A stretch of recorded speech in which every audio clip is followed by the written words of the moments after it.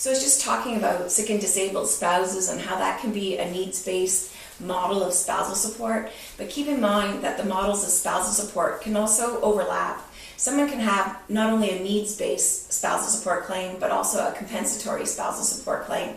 And so we're encouraged to identify when it's a settlement or separation agreements, to identify the type of spousal support that the person is being paid on. So there's also different formulas for spousal support based upon whether the support recipient has custody of the children or whether or not the support payor has custody of children. So there's also different formulas for spousal support based upon whether the support recipient has custody of the children or whether or not the support payor has custody of children. So we call it a custodial payor formula, and the numbers then that come up when we impute the data on the when we impute the data into the software will show a consideration that the custodial parent has, first of all, a support obligation to children, so likely the spousal support otherwise payable will be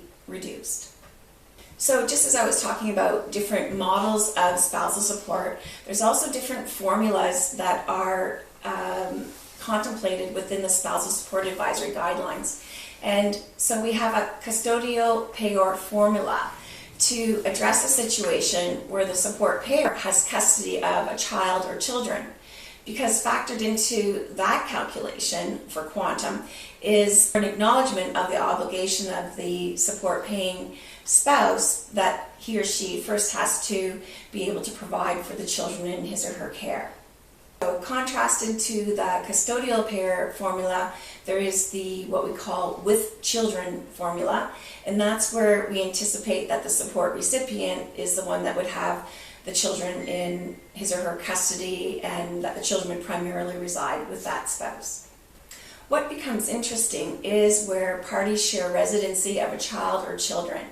In those circumstances, child support's lower because there's a set off of what one parent owes the other for child support. But what people don't realize is that spousal support then becomes very important because it's using spousal support that courts or the legislature try to move to have each party have the same standard of living in the home that the children are going back and forth in, and the same net disposable income. So people might think that they're coy and have their children half the time for financial motivation, and turn out to find that they not only have to provide for the children while they're in their care, but that spousal support is higher than it otherwise would have been to account for wanting to have the same standard of living in both homes.